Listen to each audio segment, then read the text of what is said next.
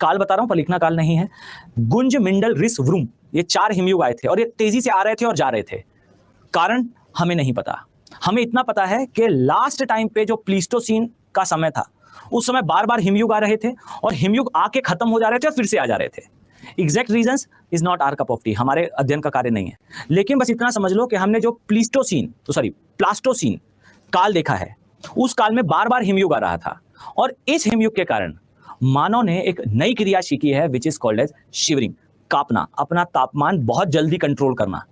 आप इधर से निकलिए और जम्मू कश्मीर उतर जाइए, आपका बॉडी तुरंत टेम्परेचर कंट्रोल, आप इधर पे पसीना छोड़ रहे होंगे और उधर तुरंत कांपना शुरू कर देंगे। तापमान परिवर्तन को बॉडी बहुत जल्दी कंट्रोल कर लेती है। अब इसका प्रभाव कैसे आएगा जलवायु परिवर्तन के साथ, देखिएगा, मैं समस्या बताऊंगा।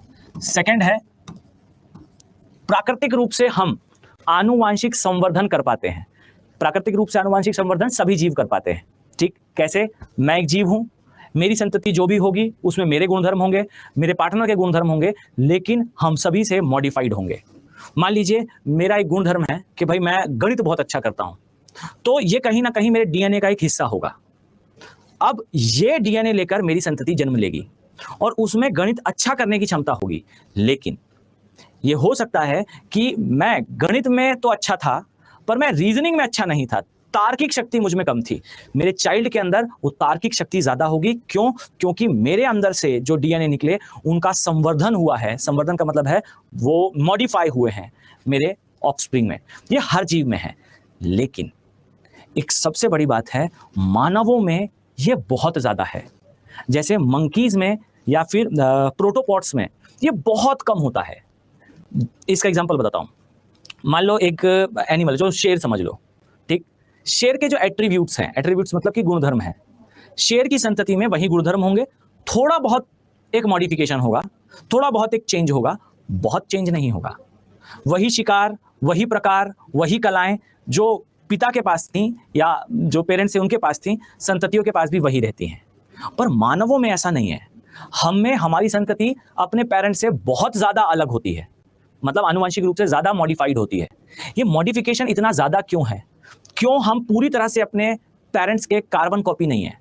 उसका रीजन है कि प्राकृतिक रूप से हम में जो आनुवंशिक संवर्धन है ये तीव्र और ज्यादा होता है और इसका मुख्य कारण जलवायु ही है। कारण कि मानव ने जैसे ही बंदर से अपने आप को मॉडर्न ह्यूमन की तरफ बढ़ाया, हम बहुत सारे जलवायुवी क्षेत्रों में पलायन करें। मतलब मैं एक एग्जांपल लेता हूं कि एक शेर जो है वो अपने जीवन काल में बमुश्किल 1 या 2 जंगल पार करता है, ठीक, लेकिन हम ऐसे जीव बने थे जो अपने जीवन काल में कईयों फॉरेस्ट पार कर जाते थे। कारण हमें समझ में आ चुका था कि हम एक से दूसरे स्थान पर कैसे जा सकते हैं। दिमाग का विकास कर हम समझ चुके थे कि इस दुनिया के हर कोने में जलती हुई मशाल के द्वारा हर जीव को दूर करा जा सकता है। इस पृथ्वी में ऐसा कोई जीव नहीं है जो मेरे हाथ में रखी हुई मशाल से मुझे जो है वो लड़ाई में हरा दे। हर जीव की तरफ मैं इसे लेकर जाऊंगा, वो जीव चला जाएगा। केवल इतनी सी डिस्कवरी ने हमें आनुवांशिक रूप से इतना मॉडिफाइड कर दिया था। चूंकि मेरा संतति बिल्कुल उसी वातावरण में नहीं रहता जिसमें मैं रहा और मैं स्वयं कई वातावरण से गुजरा, इसलिए मेरे आनुवांशिक गुणों में बहुत सारा वेरिएशन है। आपने अक्सर ना टीवी सीरियल्स में ये देखा होगा, ऐसा एक बना होता है, मतलब उनके ऐसे दिखाया जाता है, ऐसी लाइंस बनी होती हैं। ये जो लाइंस होती है ना, ये कहलाता है डीएनए एक व्यक्ति का। इसमें ना कोड के फॉर्म में जानकारियां लिखी होती हैं। मतलब आप देखो, ऐसा कहते हैं ना कि जो भी कर्म कर रहे हो वो लिख रहा है, तो डियर वो कहां लिख रहा है? वो देखो इधर लिख रहा है। जो भी आपके साथ हुआ है वो कोड के फॉर्म में डीएनए में स्टोर रहता है। ऐसा नहीं है घटना लिखी है उसमें, बट ऐसा है कि डीएनए आपके द्वारा किए गए कार्य और मतलब आपकी बॉडी के द्वारा किए गए रिएक्शंस और जो क्लाइमेटिक चेंजेस हैं उनको स्टोर करता है। अब चूंकि आप बहुत सारे क्लाइमेटिक चेंजेस को लिए हुए हो, ये सारे जो है वो डीएनए आरएनए आपके बॉडी के अंदर प्रेजेंट है। मान लीजिए कि मैं, मेरे पिताजी, फिर उनके पिताजी, उनके पिताजी, और ऐसा मैं शाम तक बोलता रहूं और हमारे एक एंसिस्टर निकले। वो एंसिस्टर पता है क्या है? वो मानव थे जो पहाड़ों में रहते थे। मतलब हम सभी मानव हैं, लेकिन मानव की एक प्रजाति पहाड़ में रहती थी। तो आपको आज भी मेरे डीएनए के अंदर हो सकता है एक ऐसा इंफॉर्मेशन का कोड दिखे जो ये बता रहा हो कि इसके पूर्वजों में से कोई जो है वो पहाड़ों में रहता था, और यही कारण है कि जो मेरे फुट हैं, मेरे पैर हैं, इन पैरों में इस प्रकार से उंगलियां होनी चाहिए। मतलब मैंने ज्यादा बना दी है भाई, ठीक, लेकिन ये बिल्कुल है कि देखिए अंगूठा है और उसके बाजू वाली उंगली अंगूठे से बड़ी है, ऐसा कुछ है। फाइन, ये मेरे एट्रीब्यूट्स हैं, मेरे शरीर में जो डीएनए है वो कहीं ना कहीं रिफ्लेक्ट कर रहा है मेरे बॉडी के प्रकार में। यानी कि एक एक जो बॉडी कैरेक्टरिस्टिक्स हैं they are derived by these codes, इन कोड्स के द्वारा जो है वो डिराइव होती है। डन। अब ऐसा क्यों है? तो भाई इसका कारण होता है कि जो माउंटेनियस एरिया में रहते हैं उनके पैर का आकार सामान्य से थोड़ा बड़ा होता है।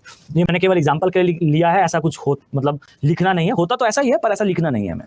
तो ये जान लो दैट हमारे डीएनए के अंदर कोड्स होते हैं और ये कोड लिखे और प्रिंट करे जाते हैं हमारे जलवायु के अनुसार, जलवायु और हमारी उसके प्रति क्रियाविधि के अनुसार। अब जितनी ज्यादा जलवायु से मैं गुजरा हूं उतने ज्यादा कोड्स इसके अंदर हैं और ये सारे ट्रांसफर होते हैं मेरी संतति में, और मेरी संतति किसी एक कोड को ज्यादा अडॉप्ट करती है, किसी एक कोड को कम अडॉप्ट करती है। इसीलिए कहा जाता है कि आनुवांशिक रूप से XYZ क्षेत्र के जो जीव हैं वो ज्यादा स्ट्रांग हैं और आनुवांशिक रूप से XYZ क्षेत्र के जीव कम मजबूत हैं। क्यों? क्योंकि XYZ में क्षेत्र में रहने वाले मान लीजिए शेर जो हैं उनके पूर्वज पूरा साइबेरिया पार कर यहां पहुंचे थे, तो उन्होंने ज्यादा क्लाइमेटिक चेंजेस देखे थे और इसी कारण उनके डीएनए में ज्यादा वेरिएशंस हैं और इन्हीं गुणों को वो अपनी संतति में आज भी ट्रांसफर कर रहे हैं, इसलिए वो संततियां ज्यादा स्ट्रांग हैं और संख्या को बचाए हुए हैं। तो एक बात क्लियर है दैट मानव ने चूंकि प्रवासन ज्यादा करा है,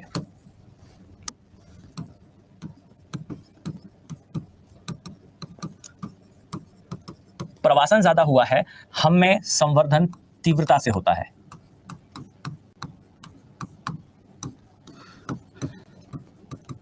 आनुवांशिक संवर्धन है। अब सुनो कि जलवायु परिवर्तन से क्या प्रॉब्लम क्रिएट हो जाती है। पहली बात, जलवायु परिवर्तन से ये 4 चीजें अफेक्ट होती हैं। पहली चीज, जलवायु परिवर्तन के कारण सेक्सुअल डायमॉर्फिज्म यानी कि शारीरिक आकार में अंतर, ये बहुत तेजी से डिस्टर्ब होता है। डिस्टर्ब कैसे हो जाता है? तो सेक्सुअल डायमॉर्फिज्म के लिए मैंने बताया दैट जो पुरुष है